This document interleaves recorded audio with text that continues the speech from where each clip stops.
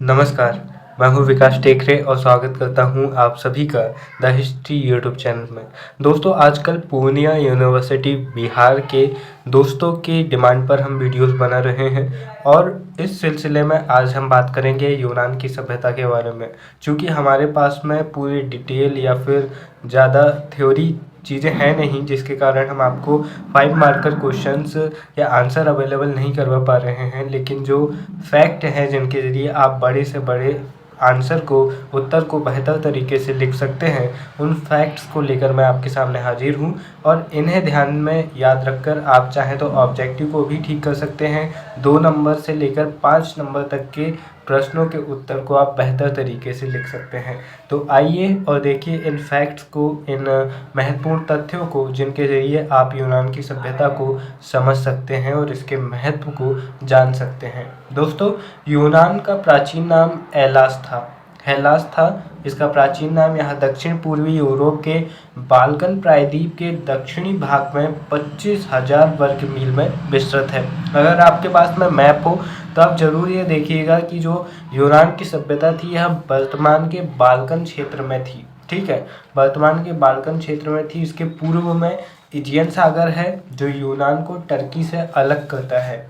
ईसा में 6वीं शताब्दी पूर्व में इस क्षेत्र में एक महान सभ्यता का जन्म हुआ, यानी कि जिस दौर में भारत में जैन और बौद्ध धर्म का प्रादुर्भाव हो रहा था, महात्मा बुद्ध और महावीर स्वामी अपने सिद्धांतों से, अपने उपदेशों से जहाँ एक अलग प्रकार की दार्शनिक लहर चला रहे थे भारत में, उसी समय यूनान में, बाल्कन देशों में एक ऐसी सभ्यता का जन्म हो रहा था जिसने विश्व के विकास में एक महत्वपूर्ण योगदान दिया। यूनान में सभी जातियों के लोग स्वयं को हेलेन कहते थे, जिसका अर्थ होता था यूनानी, यानी कि हेलेन का अर्थ होता है यूनानी। वे खुद को यूनानी कहते थे, जैसे कि हम खुद को भारतीय कहते हैं। नगर राज्यों की स्थापना प्राचीन यूनान की एक महत्वपूर्ण देन है। यूनान में नगर राज्यों की संख्या 450 थी। इनमें एथेंस एवं स्पार्टा विशेष रूप से उल्लेखनीय हैं। एथेंस के नगर राज्य में पेरिक्लीस एवं ड्रैको जैसे विख्यात शासक हुए। ड्रैको ने एथेंस में ऐसे कानून प्रतिपादित किए जो अत्यंत कठोर माने जाते थे। कहा जाता है कि ड्रैको के कानून खून से लिखे गए थे और कालांतर में ड्रैकोनियन शब्द क्रूरता का प्रतीक बन गया। हर देश में, हर सभ्यता में एक ऐसा सम्राट हुआ है जिसने अपने समय को कलंकित किया है और जिसके विषय में कहा जाता है कि अगर ये ना होता तो बहुत बेहतर होता। जैसे हम भारत में बात करें तो जो बलबन है उनका देवीय सिद्धांत भी कुछ इस तरह से ही कहता है। अलबरूनी बलबन के विषय में लिखते हैं कि बलबन अपनी दहशत फैलाने के लिए जो गेट होते थे, द्वार होते थे नगरों के, वहाँ पर लोगों के सर काट कर टांग दिया करता था ताकि लोगों के बीच उनकी दहशत बनी रहे। फिर आगे औरंगज़ेब जैसे एक कट्टर और अधार्मिक किस्म के, या फिर हम कहें तो एक निरंकुश शासक हमारे सामने आते हैं। ठीक उसी तरह से यहाँ पर भी जो ड्रैको थे उनकी भी कुछ हरकतें इसी प्रकार की थी। यूनान के सबसे अधिक प्रसिद्ध राजनीतिक विचारक एवं दार्शनिक सुकरात थे और उनके शिष्य प्लेटो एवं प्लेटो के शिष्य अरस्तु थे। और आपको ये पता होना चाहिए कि अरस्तु के शिष्य सिकंदर थे, जो कि विश्व के सबसे महान विजेताओं में से एक गिने जाते हैं। और अरस्तु के सिकंदर के जो सेनापति था उसका नाम सेलूकस था और सेलूकस के दामाद का नाम था चंद्रगुप्त मौर्य और चंद्रगुप्त मौर्य के पोते थे महान सम्राट अशोक। इस तरह से आप लिंक चीज़ों को जोड़ेंगे तो आप पाएंगे कि पूरा विश्व, पूरे लोग कहीं ना कहीं पर जुड़े हुए नजर आएंगे। सुकरात को आधुनिक तर्कशास्त्र का जनक कहा जाता है। सुकरात का शिष्य प्लेटो भी राजनीति शास्त्र का पिता के नाम से जाना जाता है। कालजयी ग्रंथ रिपब्लिक की रचना सुकरात के शिष्य प्लेटो ने ही की थी और सुकरात के विषय में भी कहा जाता है कि उसने अपनी कम उम्र में ही 3000 से ज़्यादा किताबों की रचना कर दी थी। पेरिक्लिस को यूनान का सर्वश्रेष्ठ शासक माना जाता है तथा उसके शासनकाल को स्वर्ण युग कहा जाता है, जो पेरिक्लिस का शासन है। यूनानियों ने फिनिशिया के लोगों से लिपि का ज्ञान प्राप्त किया। यूनानियों का विश्वास था कि देवता लोग ओलंपस पर्वत पर निवास करते हैं। दोस्तों, आज जिस ओलंपिक खेल की आप बात करते हैं, इसकी शुरुआत भी यूनान की सभ्यता से ही माना जाता है।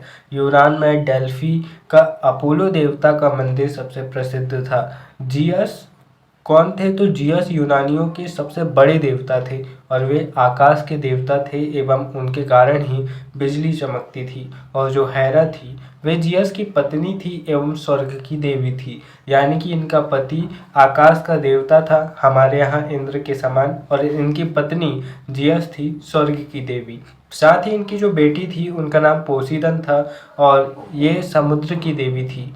और फिर जो एथीना थी वह कला और ज्ञान की देवी थी, जैसे भारत में सरस्वती देवी को हम मानते हैं।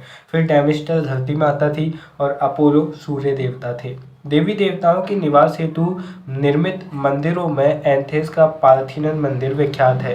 प्राचीन यूनान के इतिहासकारों में थ्यूसिडाइड, जेनोफोन और प्लूटार्क जैसे प्रमुख इतिहासकार नजर आते हैं। जेनोफोन की सबसे महत्वपूर्ण रचना थी his story of the thousand. दोस्तों, प्लेटो के शिष्य अरस्तु को दार्शनिकों में श्रेष्ठ एवं पहला सच्चा वैज्ञानिक माना जाता है और साथ ही अरस्तु की राजनीति संबंधी रचनाओं में पॉलिटिक्स का विशेष ये स्थान है। और इस बात को याद रखिएगा कि जो अरस्तु हैं इन्हें जीव विज्ञान का जनक भी कहा जाता है। साथ ही जो अरस्तु हैं इन्हें अपनी पॉलिटिक्स नाम की रचना के कारण भी जाना जाता है और ये एक प्रमुख राजनीतिक शास्त्र दार्शनिक भी रहे हैं। यानी कि इनके पास राजनीति का भी महत्वपूर्ण ज्ञान था, इसीलिए तो सिकंदर महान इनका शिष्य था। और साथ ही दर्शन के क्षेत्र में भी ये एक प्रसिद्ध दार्शनिक के तौर पर उभरे। दोस्तों, छोटे वर्ग की जो व्यापारियों को एथेंस में मैटिक कहा जाता था। मैटिक यानी कि स्वतंत्र तथा स्पार्टा में पेरियोकाई कहा जाता था। साथ ही स्पार्टा में दास वर्ग हिलोट के नाम से जाने जाते थे। सिकंदरिया एक प्रमुख व्यापारिक केंद्र था तथा एथेंस के बाजार को अगोरा के नाम से जाना जाता था। सुकरात एथेंस का रहने वाला था। युवकों को पथभ्रष्ट करने का आरोप लगाकर उसे विष देकर मार दिया गया था। दोस्तों, सुकरात के विषय में एक बात प्रचलित है कि जब सुकरात को मृत्युदंड की सजा दे दी गई और उन्हें विष का प्याला पीने के लिए कहा गया, तो उससे एक रात पहले इनका शिष्य प्लेटो अपने साथियों को लेकर इन्हें निकालने की पूरी तैयारी कर चुका था। और जब वह जेल में आया तो उसने सुकरात से कहा कि गुरुजी, हमने आपके निकलने का पूरा प्रबंध कर दिए हैं, बस आप हाँ करिए, हम आपको तुरंत निकाल कर ले चलेंगे।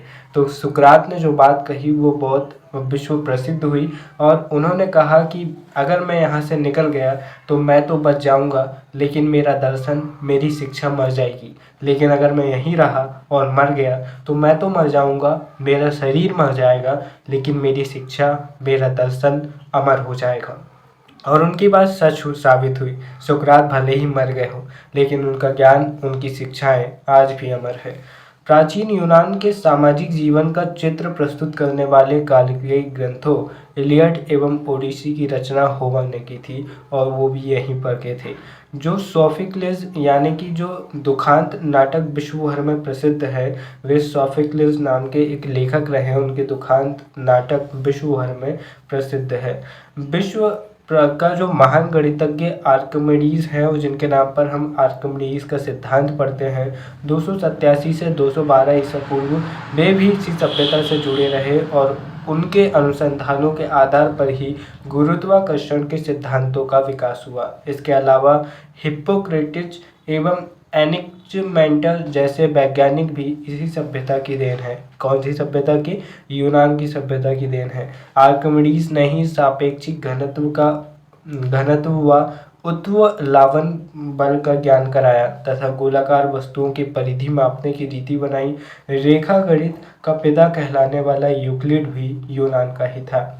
प्रसिद्ध पुस्तक इंडिका मेगास्थनीज ने लिखा था, जिससे चंद्रगुप्त मौर्य के शासनकाल के बारे में जानकारी मिलती है। जो मेगास्थनीज था, ये सेल्यूकस का दूत था और इन्हें भेजा गया था चंद्रगुप्त मौर्य के दरबार में। और जो सेल्यूकस निकेटर था, वो सिकंदर का सेनापति था। ठीक है। इरेटोस्थनीज वह पहला व्यक्ति था जिसने कहा कि यूरोप से पश्चिम की ओर यात्रा करने पर पहुंचा जा सकता है, और यह व्यक्ति भी यूनान का।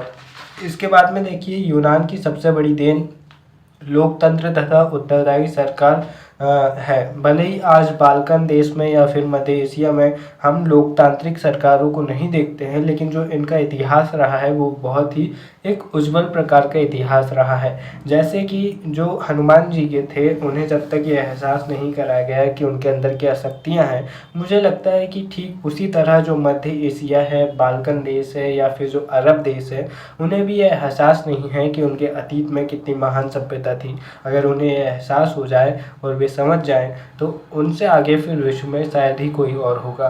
मतदान द्वारा बहुमत जानने की प्रणाली का ज्ञान विश्व को यूनान की सभ्यता से ही सबसे पहले मिला था। यूनान में ही सर्वप्रथम नाटक लिखे गए, महाकाव्यों की रचना की गई। पहला इतिहास यूनान में ही लिखा गया था, क्योंकि इतिहास के पिता हेरोडोटस तो यूनान के ही थे। विश्व विजेता महान सिकंदर 336 से 323 ईसा पूर्व यूनान के ही एक राज्य मैसिडोनिया का शासक था। दोस्तों, कई बार लोग ये इस भ्रम में पड़े रहते हैं। मैंने कुछ लोगों को ये कहते हुए सुना है कि सिकंदर और चंद्रगुप्त मौर्य के बीच में युद्ध हुआ था, जिसमें चंद्रगुप्त मौर्य ने सिकंदर को बुरी तरह पराजित किया और सिकंदर को मुंह उठाकर भागना पड़ा। जबकि ये बिल्कुल भी असत्य बात है। ना तो सिकंदर और चंद्रगुप्त मौर्य का कभी सामना हुआ, ना ही सिकंदर और चाणक्य का कभी सामना हुआ, क्योंकि जो सिकंदर था, इस समय पर भारत में नंद वंश का शासन था और मगध में घनानंद नाम का व्यक्ति शासन कर रहा था। और सिकंदर भारत में आक्रमण करने की तैयारी में था, और जिसके कारण घनानंद को चाणक्य कह रहे थे कि भैया तैयार हो जाओ, तैयार हो जाओ। और घनानंद तो अपनी मस्ती में चूर थे। घनानंद ने कहा, काले कलूटे तुम हमें ज्ञान दोगे। चाणक्य का दिमाग खसका और चाणक्य चले गए, और फिर एक युवक को उन्होंने तैयार किया जिसका नाम चंद्रगुप्त मौर्य था। और जो सतलज नदी है, जो उसके आगे सिकंदर की सेना ने आगे बढ़ने से इनकार कर दिया, और पंजाब क्षेत्र से ही सिकंदर वापस चला गया था, ना कि उसने मगध तक आक्रमण कभी किया। और बात करें चंद्रगुप्त मौर्य की, तो 318 या 319 ईसा पूर्व में उनका राज्याभिषेक होता है, वे राजा बनते हैं। तो सोचिए, जब 323 ईसा पूर्व में ही सिकंदर मर चुका है, तो उनके मरने के कुछ साल बाद चंद्रगुप्त मौर्य फिर से सिकंदर को कैसे मार सकते हैं? यहाँ पर प्रश्न चिन्ह बनता है। जो सिकंदर थे, उसने अपने साम्राज्य का में संपूर्ण यूनान, ईरान, सीरिया, फिलिस्तीन, मिस्र, मेसोपोटामिया, अफगानिस्तान तथा भारत के कुछ सीमांत प्रदेशों को मिला लिया था। भारत की जब हम बात करते हैं तो उस समय के संयुक्त भारत की बात करते हैं। सिकंदर का गुरु अरस्तु था, जो कि जीव विज्ञान का जनक भी था। यूनान की सभ्यता का पतन पोलोनेशिया युद्ध से हुआ था। यूनान की सभ्यता का पतन किससे हुआ था? तो पोलोनेशिया युद्ध से हुआ था। और यह सभ्यता यूरोपीय सभ्यता की जननी मानी जाती है, क्योंकि इसी सभ्यता से फिर आगे चलकर रोम की सभ्यता भी जन्म लेती है। दोस्तों, तो ये था हमारा यूनान की सभ्यता पर एक छोटा सा वीडियो। मुझे उम्मीद है कि ये आपके काम का आएगा और आप अपने काम की चीज़ इससे निकाल पाएंगे। वीडियो के अंत में बस इतना ही कहना चाहूँगा कि जीवन में शिक्षा आपको केवल राह दिखा सकती है, लेकिन मेहनत आपको मंजिल से मिला सकती है। इसीलिए शिक्षा के साथ साथ अपने व्यवहार को भी बेहतर बनाने में ध्यान दीजिए और मेहनत करते रहिए, फल ज़रूर मिलेगा। फिर मिलेंगे ही अपने किसी और वीडियो में। तब तक के लिए नमस्कार, जय हिंद।